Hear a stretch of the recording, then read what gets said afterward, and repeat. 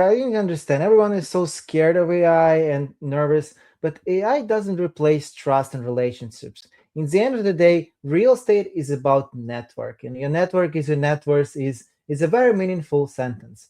But what AI helps with, it replaces bad assumptions, slow underwriting, and preventable mistakes, which is exactly what private lenders care about the most. So check it out and don't be afraid of AI. It's here to help, and the sooner you realize that it's possible and it will help you on this journey, the sooner you'll be ahead of the curve. If you're a real estate investor and are wondering how to raise and leverage private money to make more profit on every deal, then you're in the right place. On Raising Private Money, we'll speak with new and seasoned investors to dissect their deals and extract the best tips and strategies to help you get the money, because the money comes first. Now here's your host, Jay Conner. What if you didn't grow up with money? What if you didn't come from real estate? What if all you had was a W-2 job, $30,000 in savings, and the willingness to ask people for help?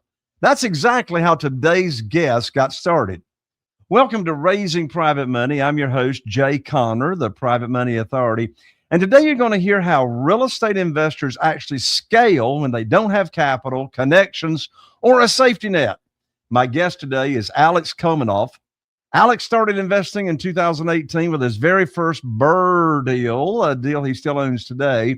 And within 2 years, he scaled to 30 units, forcing appreciation by 3 to 4 times through smart renovations and strategic refinances.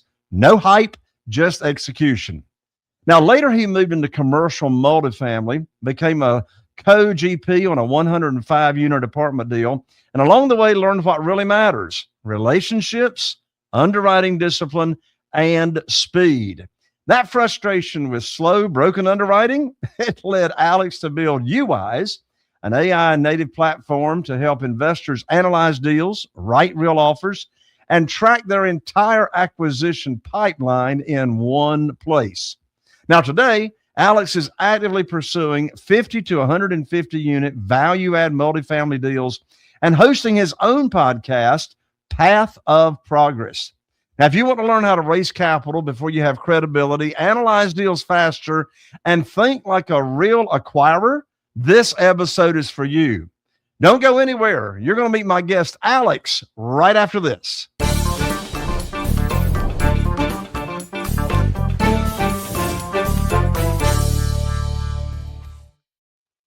Welcome to the show, Alex. Hi, Jay. Thank you for having me. I'm excited to be here today. Absolutely. I'm excited to have you, but let's dive in. Alex, as I said there a minute ago, you didn't come from money. You didn't come from real estate. You had a W-2 job and $30,000 in savings.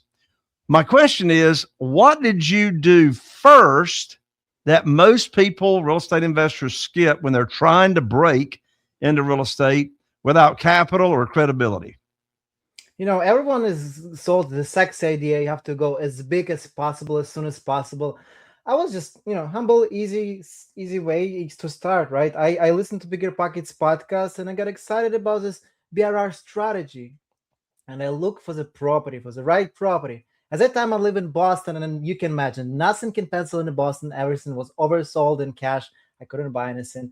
And the first properties I found actually brought to me by my relative, and we partnered up to buy our first 2-family house in Trenton, New Jersey, in central New Jersey. It was my first house.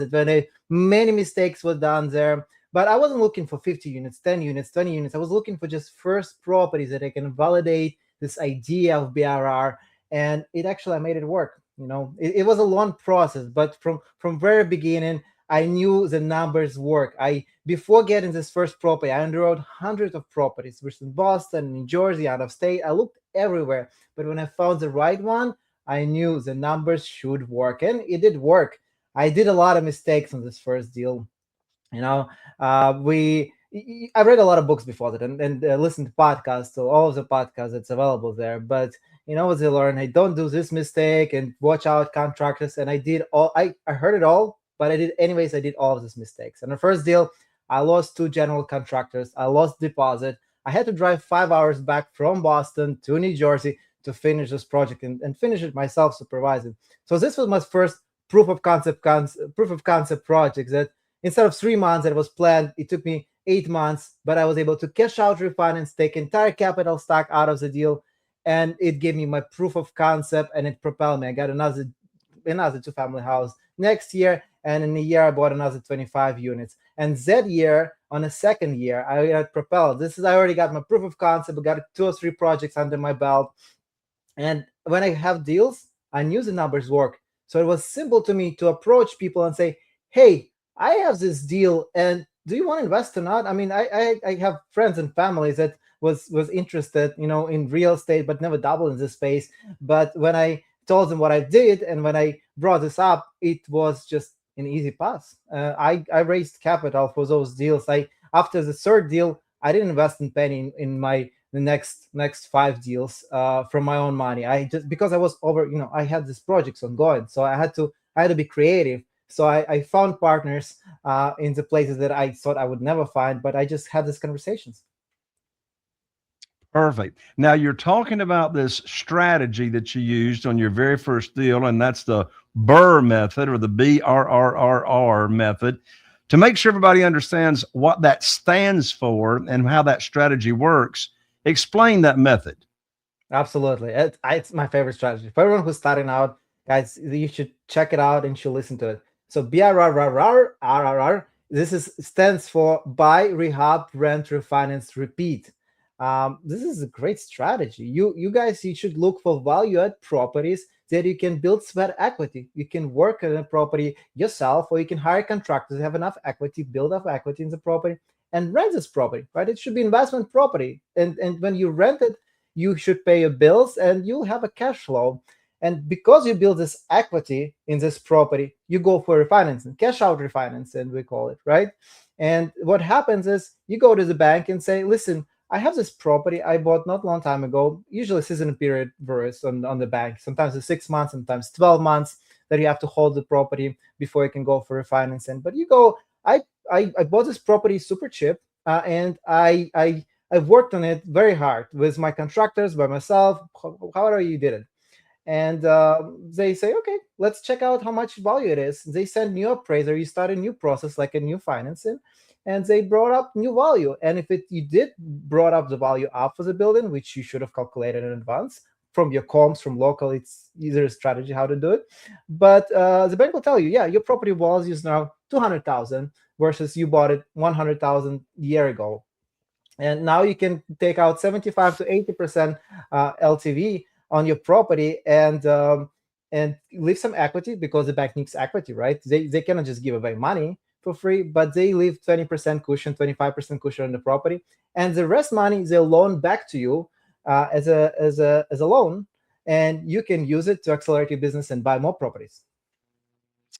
Perfect. Perfect. Now, Alex, you scaled your real estate business to 30 units in less than 2 years by forcing appreciation. You were using that strategy.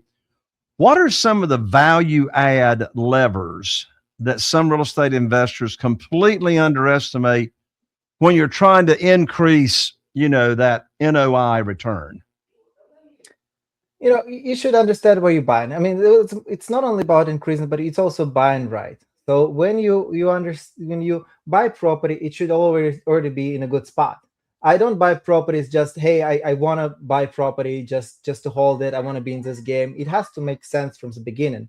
I have to find a good deal. So just from there, you already should have some built-in equity in the property. But then you have a different levers that you do, right? Some people have different additional spaces, like attic is not finished. You can finish attic. You go through the permitting process, you go with the city you work, you can finish attic. Sometimes you can finish basement and also add additional square footage. There's some rules how you do it. You have to have egress window, have separate exit. Depends on the municipality, depends what they allow in the city, but it's one of the most common value add products. Also, you need to understand where is considered bedroom, what's considered office. Sometimes I bought a building that had an office space there with a window, but it had enough room space to be a bedroom. So what I did, we just added a closet there. And when the room has closet and the window, it's considered a bedroom. So that's the most simple value add process that you can do there. Yeah, that's great advice. Now, you talk a lot about underwriting and how underwriting of real estate deals is one of the most important skills that you can have. So, two-part question, just to make sure everybody understands, what do you mean when you say underwriting a real estate deal? And then what are some advice you can give on what to look for when you're underwriting a real estate deal? Just a little back up, like underwriting is in a nutshell is analysis of the deal, right? We understand in the numbers that actually this deal is worth this much or even more. In a nutshell, when I'm trying to buy a deal, I'm trying to buy it with built-in equity already, trying to buy 75 cents on a dollar, so I have my exit strategy down the road. So when we're talking about underwriting, it's like when you get an appraiser, right? They underwrite your properties, they tell you how much the value of the properties will be. So when you underwrite the property, you reverse engineer same idea of processes, and you understand, okay, based on comps in the area, you need to understand this much. I have this many bedrooms, this many bathrooms, and my comps in the area, compatible properties, right? They have similar bedroom bathroom count and square footage, right? It depends on the unit size. Now, what's interesting, and I want to back up to my story, right? How did I scale to 25 units on a year two? It's a very rapid growth. So what I did in the first year alone, I underwrote almost 100 properties, and I bought only two-family house. On a second year, I bought 5 units, but that year I underwrote 500 properties. 500 properties I underwrote through Bigger Pockets calculator. On a year two, after I was done with 500, I already was under contract for 7 units for another duplex, and by the end of the year I got another like 17, 18 units. But the point is that it's a process, right? You need to teach yourself to go through the process and to understanding your market. The market is varies, right? Market dynamics. It's not only underwriting, and underwriting is analysis in a nutshell. It's not only about numbers, but you also need to look into the area, to the neighborhood. What is the dynamic, local dynamics in the area? Will this property appreciate? Will it cash flow? Will someone rent there, or it's a war zone? It's a part of the underwriting cycle. So that's in a nutshell how I created UIS, because throughout the year I underwrote thousands of properties, from single family, small multifamily, large commercial. I underwrote self-storages, mobile home parks. The idea is the same in around all of the properties. And now you need to understand, first you need to understand what kind of property you have, right? And this is I'm walking you through my process of UWise. It's short of underwrite wise. I made it short UWise. But idea is here very simple. First, you need to understand what kind of property you have there, right? Is it single family or small multifamily, commercial retail? You need to understand what it is. And by understanding it, you need to go deeper and understand, okay, how many bedrooms and bathrooms in this property? How many square feet in this property? And and so on and so forth. And if you have multiple units, you have to have breakdown of each unit type. You have couple one bedrooms in that building. You have one studio. I have three two bedrooms, and so on and so forth. And you have garage. It's additional value add, right? And after you're done with understanding what you have as a basis, then you can understand, okay, now I need to dive deeper and understand specific dynamics. Let's underwrite market. Where is the property located? And by that I mean, okay, what we need to understand, what's vacancy rate in this market? How many months of the year they have the property is considered to be vacant? It depends on every market separately. For commercial, we also look for cap rate. It's a whole other story. I'm not going to go there right now. But from simple stuff, you need to understand what's your rental rates, right? Each property has a rental rate, market rent that it's rated. And market rent can vary, right? Sometimes people have put lipstick on a pig, and they just rent it as is, very old, outdated property. It has very low rental income. And there are some people like to do granite countertops, and this is high rental income. I always like to stay in a medium level. I don't overdo my renovations, but I don't like putting lipstick on a pig. I like to change kitchen cabinets. I like to update what I need to update in the property, and have a nice vinyl floors, beautiful painted and renovated apartment. So after you understand your rental rates, I usually take 5 comps for each rental rate for each unit type. And after you're done with that, you go to, okay, what's our sales comps? Because when you underwrite residential, commercial, it's also important it's property cash flow. It's not only, hey, what's the value, what's speculation on the values of the buildings, but it's also understanding, okay, what's the rental income for this property, how much it can generate, and the cash flow per month. So I need to understand if it's going to be profitable, it's going to be money pit for me, right? And after that, I need to understand what's a passive progress, like the name of my podcast, passive progress. We need to understand how far is Whole Foods, how far is Starbucks, Trader Joe's. The reason being is those major retailers, when they are located nearby your property, it's a signal that this area is already developed or it's developing. It's a good sign because those major retailers, they don't put their location for no reason. They only want to target specific audience, specific customer with specific income base, so they can bring their income up. They have big marketing research groups that doing that for them. And of course, for local standpoint, I want to understand what kind of school nearby. So we look for elementary, middle, and high school. We want to understand how far is hospital, how far is university, because the business plan varies on those locations. And you can, one plan maybe not gonna work, but hey, if the university next door and they need student housing, maybe you can maximize that potential, that direction. And this is all about exploration, right? Step two in UIs and in real lives, that's what I did before by hands, is all about understanding what's going on in the market. And of course, census, local demographics. We need to understand household income and what's population in this particular area, and pros and cons. I'm just doing, before UIs, I was just doing research. Hey, what's happening in the area? Is there any pros and cons invest in the area? Is there any shootings, or is there any major business is leaving that city for good and now you have unemployment? You want to do this research before jumping into the new areas that you don't know about. And thankfully in UIs, I already have those AI tools that help me to find this data and give you the links for that. After you understand the core idea of the area and the market in where you invest in, where you planning to invest, you go to the next stage. The next stage, and then realize the same, you need to understand your assumption. So your business plan. Okay, how much are you planning to spend on renovation for this unit? And the beauty of UIs is it's self-guided. We don't provide the estimate like Zillow because it doesn't work. Zillow, they lost a lot of money using their models to acquire properties. And 5 different investors can underwrite one deal in 5 different ways because everyone has their own risk appetite. Everyone has their own teams around it. Everyone like to do it differently. As I mentioned before, some people like just to paint it and leave it as is. And some people like to go with granite countertops and do gut renovation and put everything brand new and don't touch maintenance for many, many years ahead. It's a different business plan, different strategy, but nothing is wrong in this business. It's whatever you prefer, whatever you like. So this means in this stage, in step 3 in UIs of underwriting analytical tools, you just need to choose what kind of renovation you're going to be doing. And you need to choose what's your rental comp will be. If you're doing granite countertop, you're going to go high rental comparable what we provided before. But we always suggest median. I like to stay on the median regardless of the level of renovation I'm doing. And that will help us to go quicker and faster.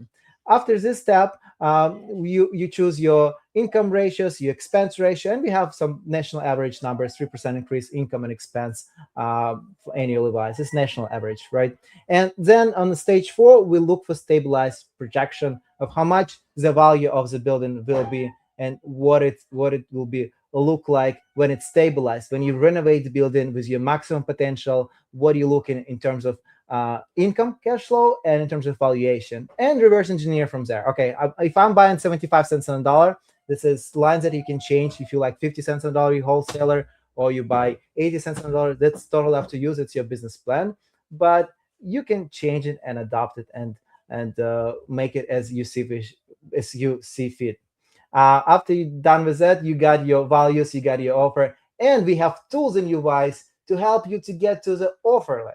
So I'm going a full cycle here from, hey, put a property address to draft an offer letter or LOI, which the system remembers, and it feeds back to the deal room that we have local CRM, so you never lose a lead again, and you have your notifications, you have your own information saved for good.